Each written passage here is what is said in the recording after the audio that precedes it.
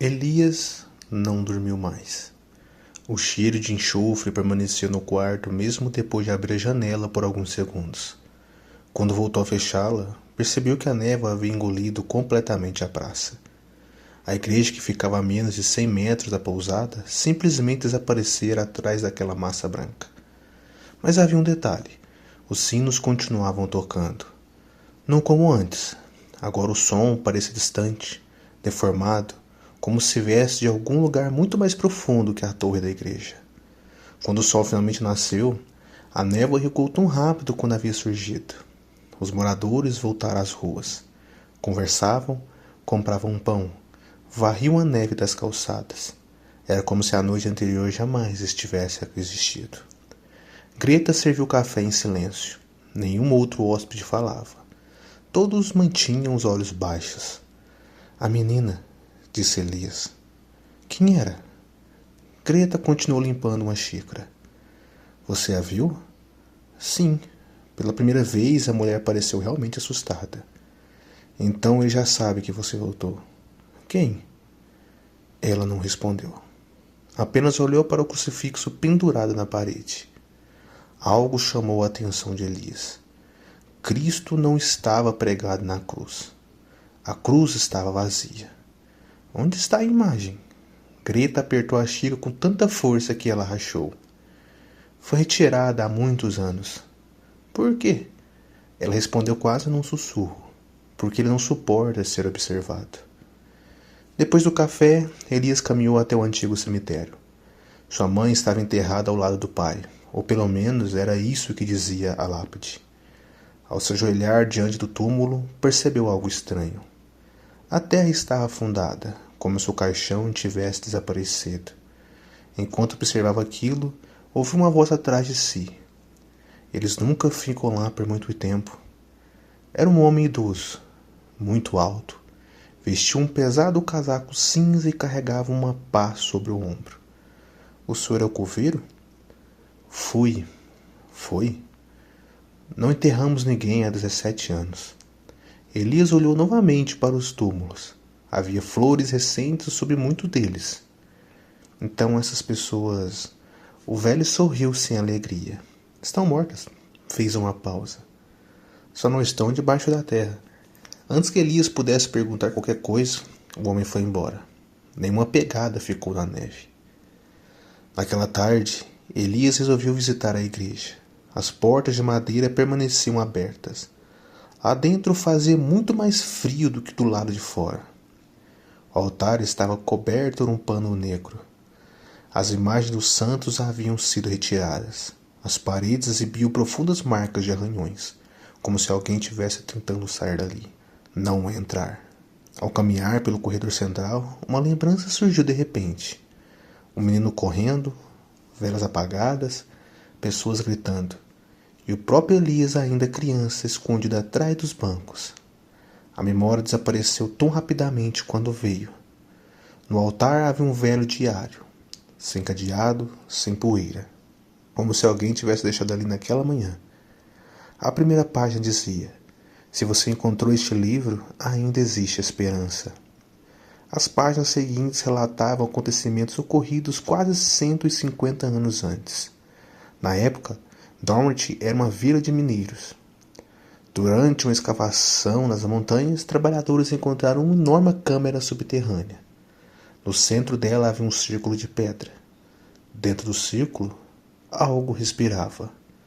O padre da cidade descreveu apenas uma frase. Não era um animal. Não era um homem. Era um vazio usando uma forma. Os moradores selaram a câmara, mas já era tarde. Naquela mesma semana começaram os desaparecimentos. Pessoas retornavam dias depois. Pareciam normais. Falavam normalmente, sorriam, abraçavam suas famílias. Mas algo havia de errado. Nunca piscavam, nunca rezavam. Evitavam qualquer superfície que refletisse suas imagens. O padre chamou aquilo de a presença. Segundo o diário, a criatura não possuía corpo próprio. Precisava ocupar a culpa das pessoas para existir. Quanto maior o remorso, mais forte ela se tornava. Elias fechou o livro, Seu coração acelerou. Ele sempre carregara culpa. Culpa por ter fugido de Dorothy. Culpa por abandonar a mãe. Culpa por nunca descobrir o que aconteceu realmente com seu pai. Uma voz surgiu atrás dele. Baixa, profunda. É por isso que ele escolheu você. Elias virou rapidamente. Não havia ninguém, mas pela primeira vez houve um som vindo do porão da igreja. Batidas lentas e pesadas, como se alguma coisa gigantesca estivesse caminhando sob o piso de pedra. 1, 2, 3. O chão vibrou. Poeira caiu do teto e então uma porta de madeira escondida atrás do altar abriu-se sozinha. Lá embaixo não havia luz, apenas uma escadaria mergulhado na escuridão. E das profundezas veio uma voz impossível. Era a voz de seu pai. Elias, venha. Eu esperei 20 anos por você. Elias permaneceu imóvel diante da escadaria. A voz era idêntica à de seu pai. Não apenas parecida, era perfeita. Trazia o mesmo tom grave, a mesma calma, até a leve rouquidão que ela lembrava da infância. Por um instante, seu coração venceu a razão. Seu pai estava vivo. Precisava estar. Mas outra lembrança surgiu, rápida como um relâmpago. Seu pai ajoelhado ao lado da cama, segurando seus ombros com força. Escute com atenção, Elias. Se algum dia você ouvir minha voz vindo de algum lugar onde eu não possa estar, fuja. A memória desapareceu tão depressa quando veio. Elias respirou fundo. Você não é meu pai. A avó respondeu imediatamente. Não, já não sou. Um arrepio percorreu sua espinha. As velas da igreja se apagaram ao mesmo tempo. A temperatura caiu de forma brutal. Sua respiração transformou-se em pequenas nuvens brancas. Então algo começou a subir lentamente pela escadaria. Não era uma pessoa. Primeiro surgiu uma mão. Cinza, magra, com dedos compridos demais. Depois outra. As unhas raspavam os degraus de pedra, produzindo um som que lembrava facas sendo afiadas. Por fim, uma cabeça apareceu. Era um homem, ou que restava de um. Seu rosto era quase idêntico ao do pai de Elias. Quase. Os olhos eram completamente negros, sem pupilas.